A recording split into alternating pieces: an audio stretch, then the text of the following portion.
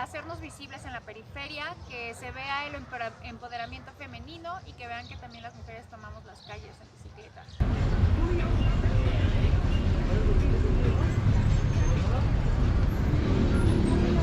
Bueno, hacemos activismo de esta forma, hacernos visibles ante las autoridades, exigiendo nuestro derecho humano a la movilidad, exigiendo las normas que ya están establecidas para movernos libremente como ciclistas.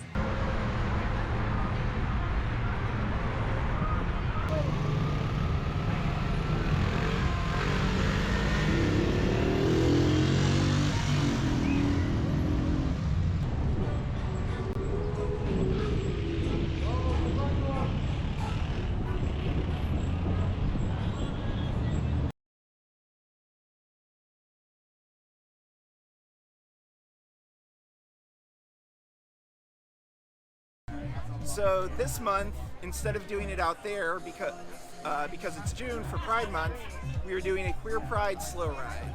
So we're trying to harken back to the original, to the roots of Pride. Pride is a protest.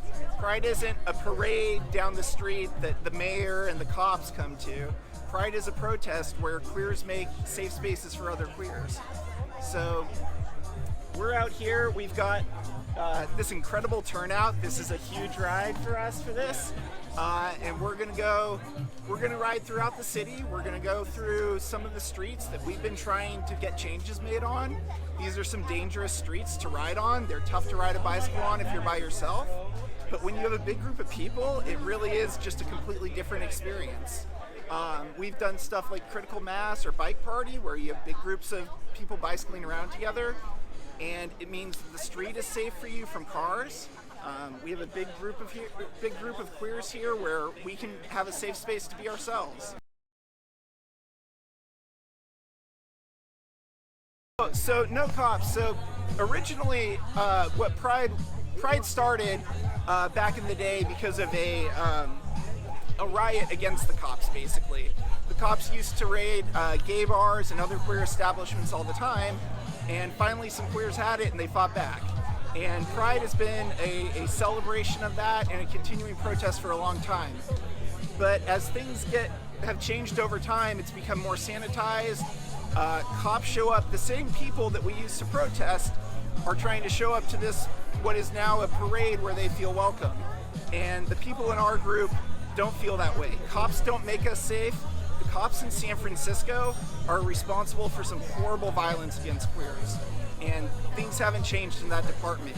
To this day, you know, if you're talking about anybody vulnerable in the city of San Francisco, the cops are they are the people enforcing all of this unequal system that people have to deal with. So we want to get them out of this ride, and show that we don't need them to be safe for ourselves. We can go have a good time by ourselves. And you know, we can have our protest because we want to make a lot of us want to get rid of cops completely. So one of the first steps is let's get them out of Pride. I mean, like, I think the queer community is, you know, bike friendly, it's bus friendly, it's pedestrian friendly. It may not feel like it's hard to talk about the immediate consequences, but so many of the problems that come from cars affect queers.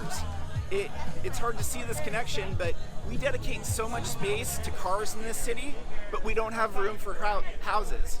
So we have parking lots and we can store everybody's car, but we have homeless people on the street. And so many of those homeless people are queer because you're trying to escape from whatever situation is not accepting of you. And San Francisco should be a place where you can come and you can be safe. So to us, it's the cops are a problem with that, cars are a problem with that, and we want to fight against that. And it all comes back to, you know, the bicycle is a great tool to do that with, and it's also just a wonderful community.